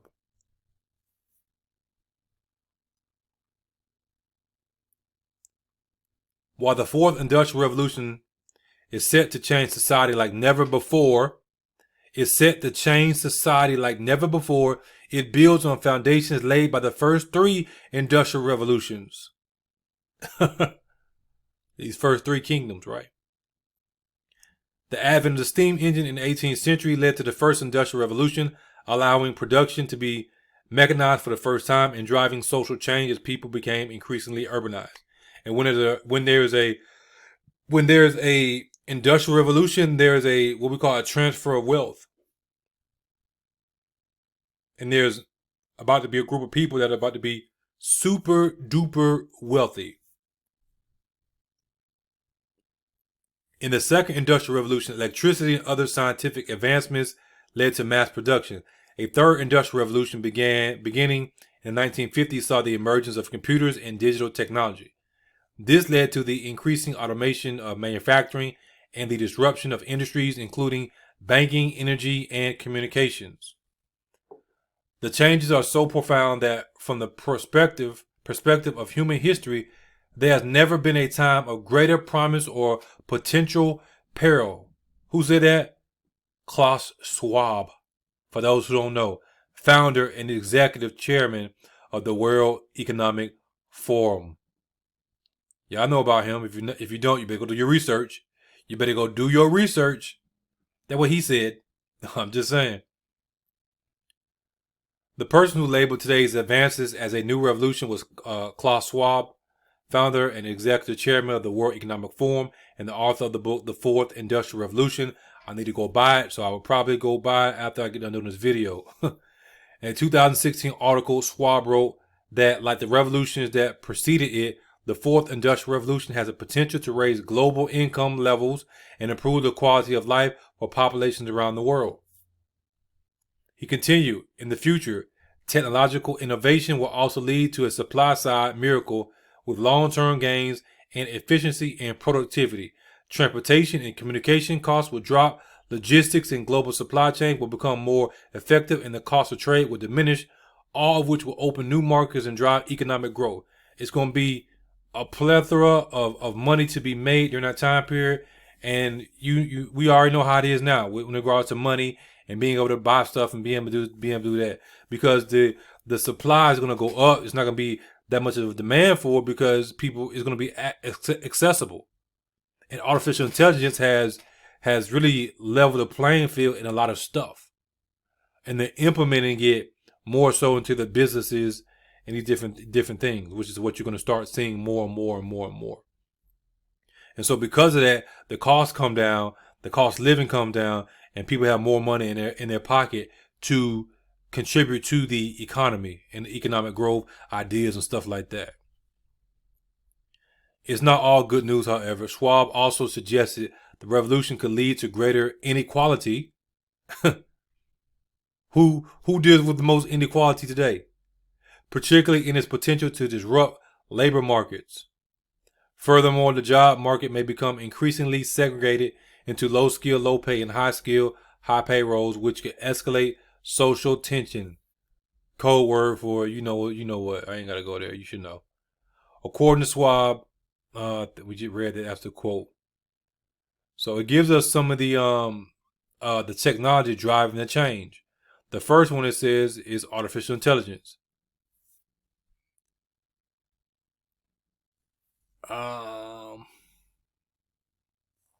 Web 3 is the third iteration of the internet. Web 1 allowed people to access and read information on websites like Yahoo. Web 2, blogs, wikis, and social media like Twitter and YouTube got introduced, giving people more control over the information they created and shared. In Web 3, the decentralized world, and they use this term decentralized, but it's not really going to be decentralized. It's going to be controlled by a central person, the Antichrist. In Web 3, the decentralized world puts ownership into the hands of the community. Web 3 comprises blockchain technology, cryptocurrencies, and token-based economics like NFTs. You got blockchain. We gotta go to that. Faster computing processing. Talk about the cloud. And then it says quantum computing technologies now in development. We talking about quantum computers. Some technology that most of us don't even understand, which are now in development, will eventually, watch this, make computers millions of times more powerful. And a smartphone is pretty powerful for what you can do with it. It's some very, very interesting times we're living in. And we're going to be, I'm not going to say we're going to be able to, because I don't know how long we're going to be here. But we do have AI right now, and we're able to utilize it. And if you use the AI tool the right way, it's a very, very powerful tool. Some of you know I use it on my other channel that I'm trying to, not trying to, I hate to use the word trying like that. I'm striving to build up. It's mostly ran by AI. It's not my voice. I'm using AI to speak it. I'm using the AI platform to bring the clips together. I use the AI to help write the script for it, the base of the script, and then I go in there and I make my own edits and stuff. It just allowed me to get it out faster. Something that would have took me, a long time to do. So, like I said, it's very, very interesting time that we're living in. It goes on and talks about virtual reality and augmented reality. VR offers immersive digital experiences that simulate the real world, while augmented reality merges the digital and physical worlds. Which, that's pretty interesting how they're like VR simulates the real world and augmented reality merges the digital and the physical world, meaning that you can almost like go out and it's like there, but it's not there. Amazon is using their own version right now of augmented reality. If you go on Amazon and you're trying to buy a piece of furniture, you can put that furniture in your living room to see if it fits and see how it looks in there before you buy it. I used it before. It's pretty cool. I'm not gonna lie. The problem isn't the technology. The problem is how people use it.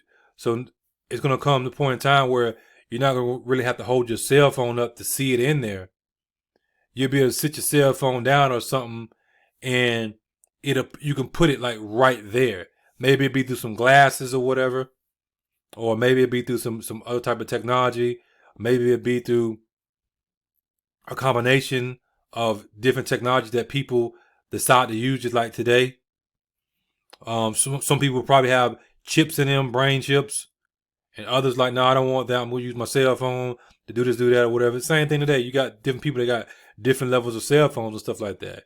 And different cell phones can do different stuff. Different computers can do different things depending on how much you want to spend.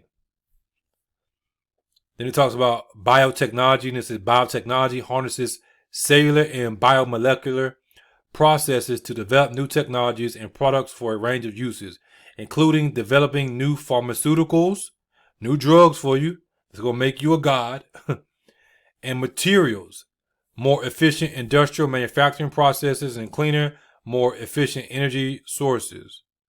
Researchers in Stockholm, for example, are working on what is being touted as the strongest biomaterial ever produced. Then you got robotics.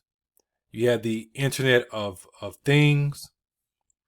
It says it describes everyday items from medical wearables that monitor users' physical condition to cars and tracking devices inserted in parcels connected to the internet and identifiable by other devices. 3D printing, which is going to be pretty, it's already pretty cool, but just imagine you can make something with the help of artificial intelligence, and then you don't have to wait for that product to be produced. You can print it right there on the spot. You'll be able to build your own, let's say you want to do a model of a house. You'll be able to, then 3D print it right there. You'll be able to 3D print your own supercar and then get it registered so it can drive on the streets. Oh, you think I'm playing? They already got it. I be researching this stuff. They got a company out there. They have already 3D. They use 3D printing to print a car. Now, it's been a while since I have researched it and see what they've been up to, but I'm gonna put a note for myself right now to touch bases and see what's going on. So just imagine you tie that technology with AI. We already know they got 3D printed houses. That's only going to improve and go to another level. Then it talks about you got more stuff going on. It's going to change everything. Manufacturing, renewable energy, construction, which I just mentioned, healthcare, the auto industry, everything. And this is the fourth industrial revolution. So we see we're at the forefront of it. This is how close we are. Now,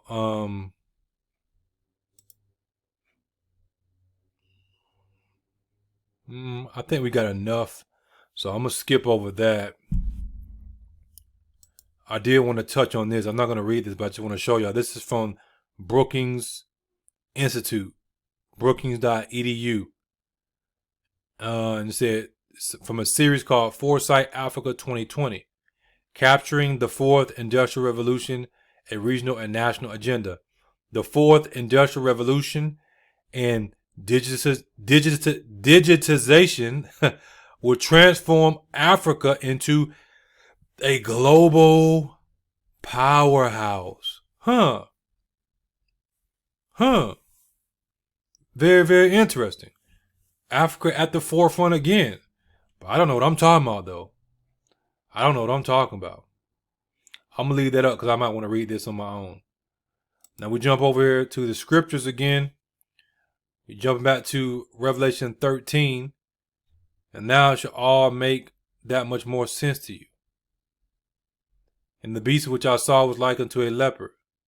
We'll going back, right? He saw a beast rise above the sea, having 7 heads and 10 horns. And upon his horns 10 crowns, and upon his head the name of blasphemy. And the beast which I saw was like unto a leopard, right? Bear, mouth of a lion. Your 3 creatures right there. And the dragon, the fourth kingdom right here. The dragon gave him his power in the sea and great authority. And then you have one of the heads, as it were, wounded to death. We know that's the war, more so the war. I always wondered how that was going to happen. And then we jump over here and read a little bit of the scriptures. Let me see where we at. And it talks about different marks in the Bible. Let me make sure I got everything with this. Okay, I got everything right there. We read all of that. And the Lord said unto him, therefore, whosoever slayeth Cain, vengeance shall be taken on him sevenfold. And the Lord set a mark upon Cain, lest any finding him should kill him. God put his mark on Cain. This was a blessing. This was God's blessing and God's grace upon Cain. Why? Because nobody could kill Cain. If they killed Cain, then they were going to get sevenfold judgment. They wanted to kill Cain because, man, Cain, you messed up. You messed up. You know what you did? They knew what it meant when Cain did what he did.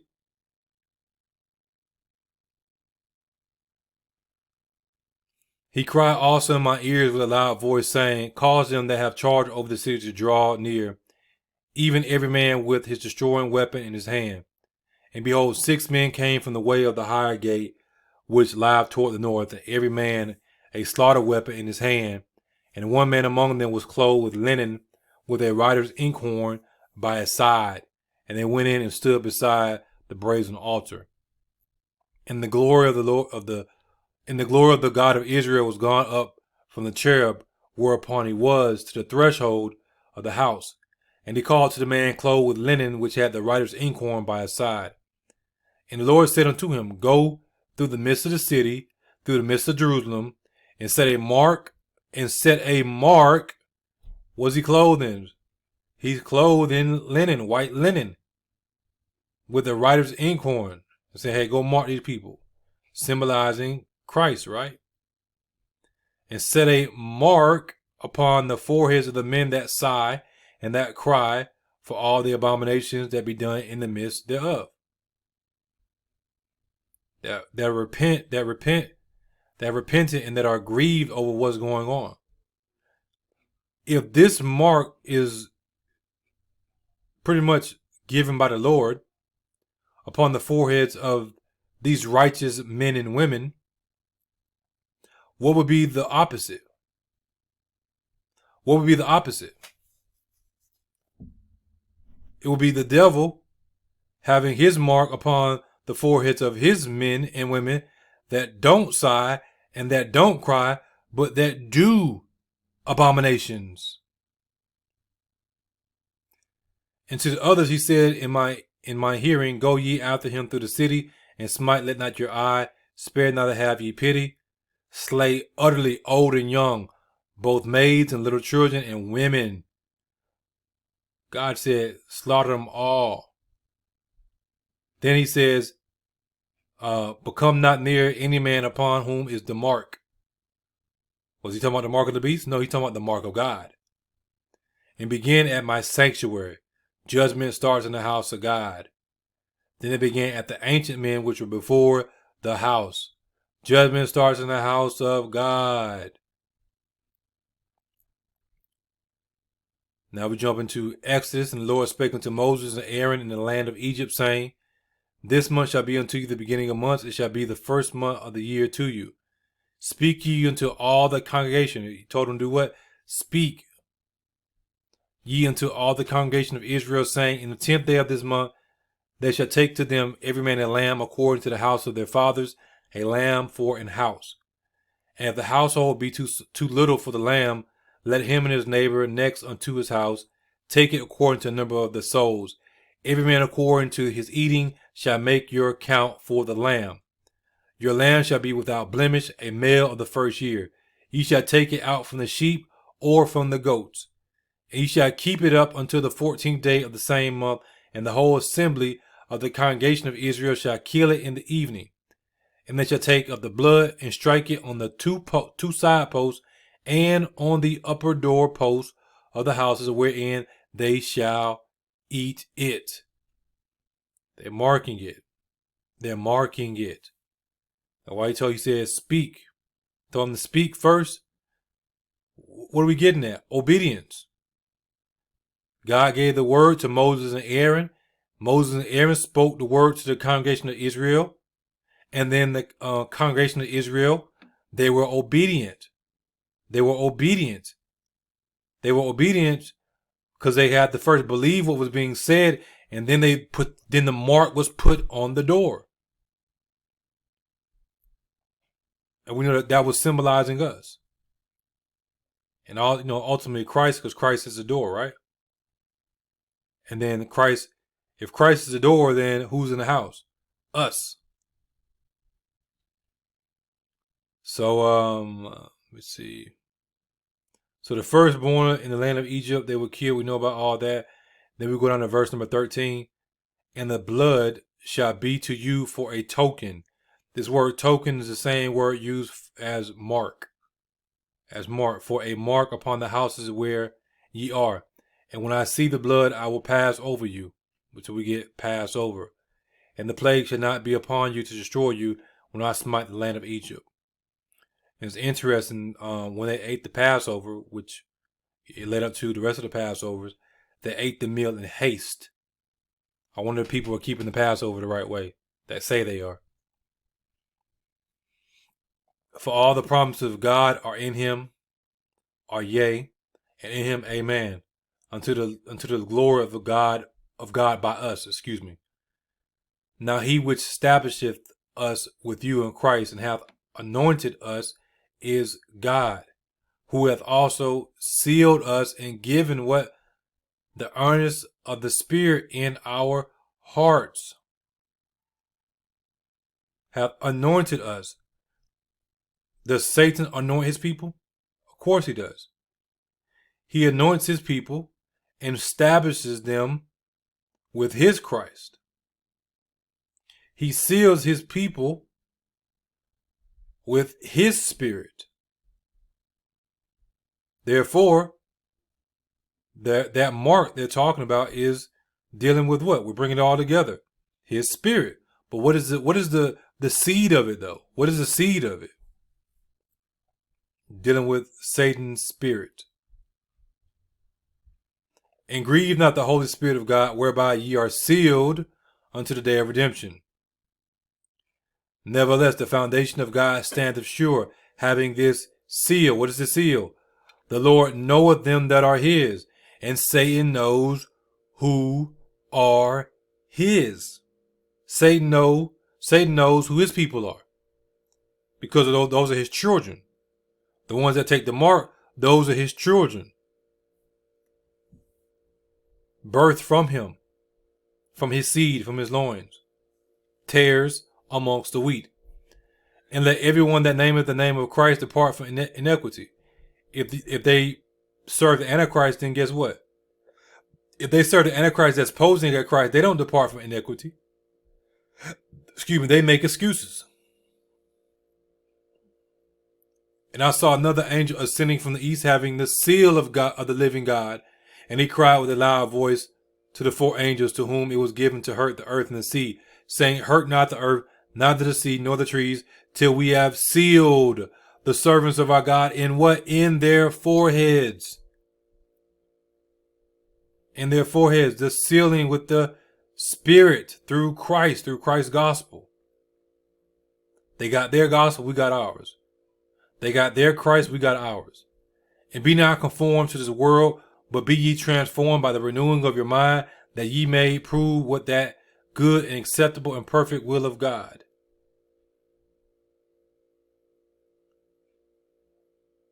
Now, right here, it's talking about this penny. They're trying to trip Christ up. They're trying to trip Christ up. He tells them to bring me the penny. And they brought it to him. And he said unto them, whose is this image and superscription? And they said unto him, Caesar's. And Jesus answering said unto them, render to Caesar the things that are Caesar's, and to God the things that are God's, and they marveled at him. Why do I want to read this? Image and superscription on what? On this money. What's on the back of the dollar bill? Okay. Okay, now we start to understand, right? Now we're going to look at the word superscription. The root of it is superscript, address or direction on a letter. It means something that's written above, written over or above something. It says as a correction. From super, which is above, and to right. This is why I said I believe that the mark they receive in their hand,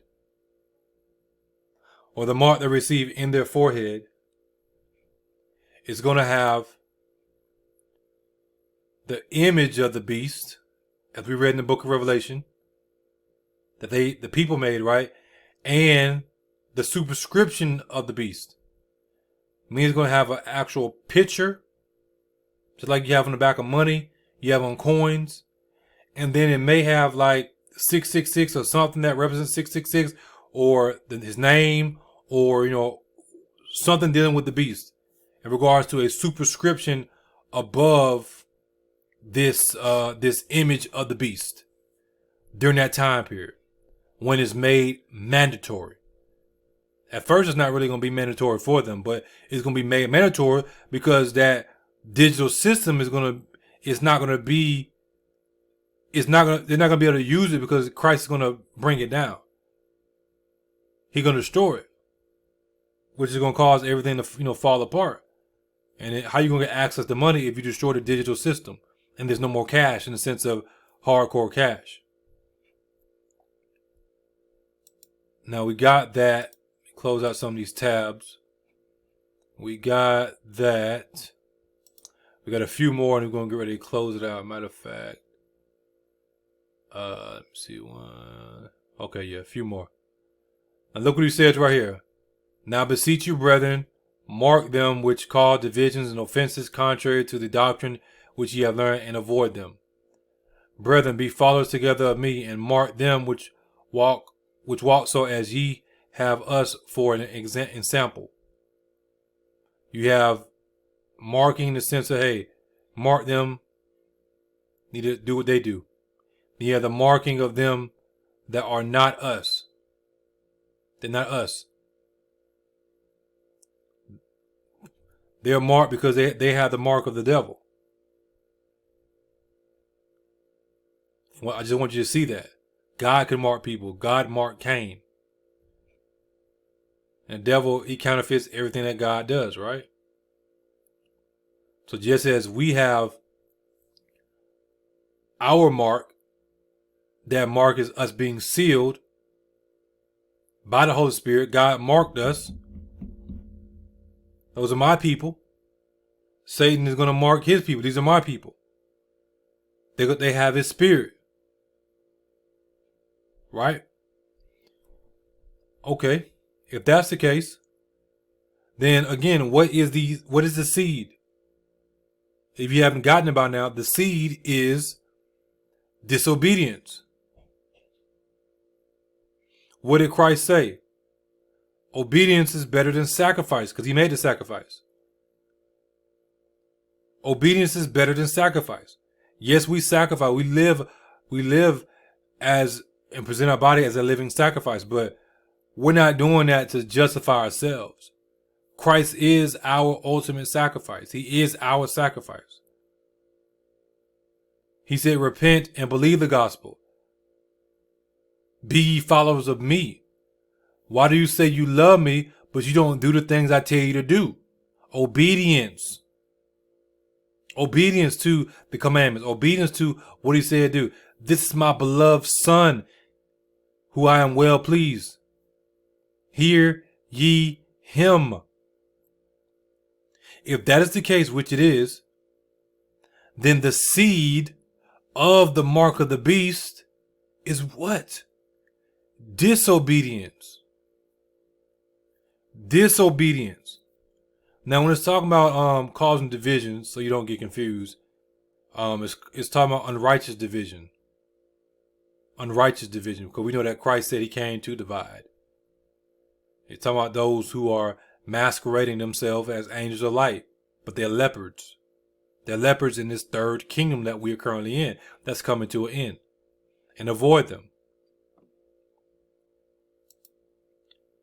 For as by one man's disobedience many were made sinners, so by the obedience of one shall many be made righteous. And having in a readiness to revenge all disobedience when your obedience is fulfilled. We are the avengers. Y'all talk about vengeance belongs to the Lord. If vengeance belongs to the Lord and we are one of the Lord, then vengeance belongs to us. We are bringing the vengeance of God through the word right here. We are bringing the vengeance of God, which is why he said, when your obedience is fulfilled, when you're obedient, then you can revenge disobedient and speak boldly, because they can't say nothing against you, because you're walking in obedience. Watch this. Wherein in time past ye walk according to the course of this world, according to the prince of the power of the air. Then he gets kicked out, right? Kicked out of the air, stuck in the flesh. The spirit, just in case you didn't believe me, the spirit that now worketh in the children of disobedience. The seed of the mark of the beast is disobedience, going all the way back to the garden. What was the sin that Eve committed? It was disobedience. God didn't say that. She was disobedient to God's word. And then Adam followed right along with her. Even though Eve was deceived, Adam still followed along with her. He should have took them balls that God gave him and stood up like a man. That's what he should have did. He didn't do it. It is what it is. It was already written anyway. Because this story goes back even before Adam and Eve. But that's for another video. Let no man deceive you with vain words, for because of these things cometh the wrath of God upon the children of disobedience. For which things sake the wrath of God cometh on the children of disobedience, who have the spirit of their father. The seed of the mark of the beast. What makes the mark of the beast what it is disobedience. I don't like how God made man's DNA, so I'm gonna change it and put my mark. Because God's signature is in our DNA. Now we go over here to let me make sure I got everything. Make sure I got everything I do. We go right here. And Ezekiel 28. It talks about the prince of Tyrus. I'm not going to read all of it. It said, because thine heart is lifted up, and thou hast said, I am a God. I sit in the seat of God in the midst of the seas, in the midst of the people. Yet thou art a man and not God, though thou set thine heart as the heart of God. Behold, thou art wiser than Daniel. There is no secret that they can hide from thee. With thy wisdom and with thy understanding, thou hast gotten thee what? Riches. Technology is based off of wisdom and understanding. And hast gotten gold and silver into thy treasures. By thy great wisdom and by what? And by thy traffic, thy trade, hast thou increased thy riches. And thine heart is lifted up because of thy riches. The love of money is the root of all evil, which is the love of self. That's what it boils down to. Because with the money, you can do anything your heart desires, right? Now we go down. He talked about he's going to bring them down to the pit. Deaths, plural. Then talk about the king of Tyrus. So you got the prince and then the king. Just like Christ is a prince and king. Satan counterfeits everything. In the story, God said, you want to be like Christ so much? Okay, I got something for you. Son of man, take up a lamentation upon the king of Tyrus, and say unto him, Thus saith the Lord God, Thou sittest of the sun full of wisdom and perfect in beauty. Thou hast been in Eden, the garden of God. The king of Tyrus was in Eden. The king, who's gonna die like a man, was in the garden of God, was in Eden. Who else was in Eden? Adam and Eve. They were not looking at a snake. They were looking at a king who was decked out with these minerals, these jewels that make up the breastplate of Israel, the breastplate of the high priest. We covered that before. Thou art the anointed cherub that covereth. I have set thee so. That was upon the holy mountain of God. Thou hast walked up and down in the midst of the stones of fire. I think this is a reference to people. I think this is a reference to people before we actually became people. Meaning he was like showing them like, hey, you see that? These are my children. And I'm going to bring them forth.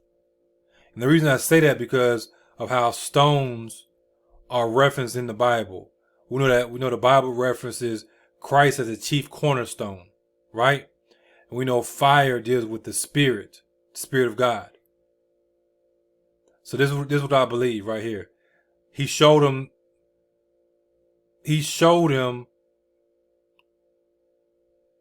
I ain't gonna say he necessarily showed him how to birth, how to create stuff from fire, but he showed him stuff like, okay, this what I'm gonna bring forth right here. Like he showed him the base stuff, and not the finished product. But before it was what it was, or we were who we were. Thou was perfect in thy ways from the day that thou was created till iniquity was found in thee. Now you're going to say the same thing. By the multitude of thy merchandise they have filled the midst of thee with violence, and thou hast sinned. Therefore I will cast thee as profane out of the mountain of God, and I will destroy thee, O covering cherub, from the midst of the stones of fire. Thine heart was lifted up because of thy beauty. Thou hast corrupted thy wisdom by reason of thy brightness. I will cast thee to the ground. I will lay thee before kings, that they may behold thee. By the multitude of thy merchandise. It's telling you the same thing through his traffic, his trade. He understands. This is why you see these people that are rich. They're very, very wise. They understand how to work it because they're getting it more so from their father. And then go to verse 18. Thou hast defiled thy sanctuaries by the multitude of thy iniquities, by the iniquity of thy traffic or your trade. Therefore will I bring forth a fire from the midst of thee, it shall devour thee, and I will bring thee to ashes upon the earth in sight of all them that behold thee. Spontaneous combustion, pretty much. But again, traffic, trade. So we got that. You see the connection with, buying and selling and money and stuff like that. And then we jump over here to Samuel. It says, and there was yet a battle in Gath, where was a man of great stature that had on every hand 6 fingers, and on every foot 6 toes, 24 in number. And he was also born to the giant. And we know the story about the Nephilim and stuff like that.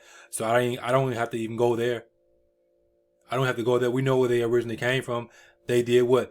They mixed stuff that was not supposed to be mixed. And what do we also see in the book of Daniel about the fourth kingdom?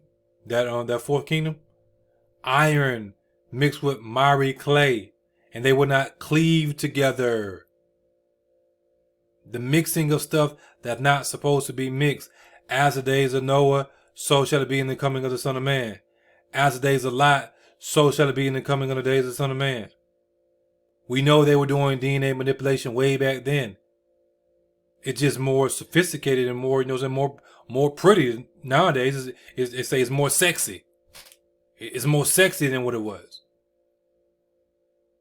They didn't have the tables and the industrial stuff like we had. They had tables, but you go to Walmart or you buy stuff. Now, way back before that, they had that stuff and everything. But back then, they didn't have it like we have it today because God made it start all over. Because if He didn't, then it would have been a route for all of us. And Christ would have never been able to come and do what He did. But the ideas were there. The ideas were there. The ideas they're in us. That's what He's talking about. There's nothing new under the sun. You can make a table 1,000 ways. You can make a table from scratch, or you can go to Walmart today and go buy your table. Matter of fact, it's so crazy now. You think about it. You can order a table from Walmart.com and have the table shipped to your house, and you can pay to have somebody come put it together. You see the difference? But it's still a table. The idea of what a table is still a table. Just depends on how you want to chop it up. So you have the mixing going all the way back to the book of Genesis, where they mix stuff that they weren't supposed to be mixing, messing with the DNA that God had put in man, and also the DNA He had put in the creatures and stuff like that. And this is exactly what they're doing, which is why you see this creature. I call him a creature. Goliath and his kinfolk that had what? 6 fingers and 6 toes. Count the number of the beast, for the number of the beast is the number of man. He's a giant. He's a hybrid. He's a shapeshifter. He looks like you, but he ain't you. He once upon a time was, but he's not anymore. And you don't understand what's going on, and people are going to take his mark. They're going to take his spirit. If they take his spirit, then they're going to be just like Goliath, in the sense of spiritually, and some of them physically also. So I'm gonna go ahead and close it out because I've been preaching for a while and I'm stumbling over my words. But with that being said, God bless each and every one of you in Jesus Christ's name. As always, stay focused for Jesus. And as you know, the truth is not debated, it is declared. The seed of what we know as the mark of the beast is disobedience. And there are billions of people that already they have the mark because they are walking in the spirit of disobedience. If they didn't have the mark already, then if they died right now, then why would they go to hell? Y'all get so caught up on this mark right here that has to be on that, but you forget everything else. It's like, good Lord. Good Lord. Like, you can't handle 2 things at one time, let alone handling 30, 40, 50, or 1,000 things at one time. But I'm out.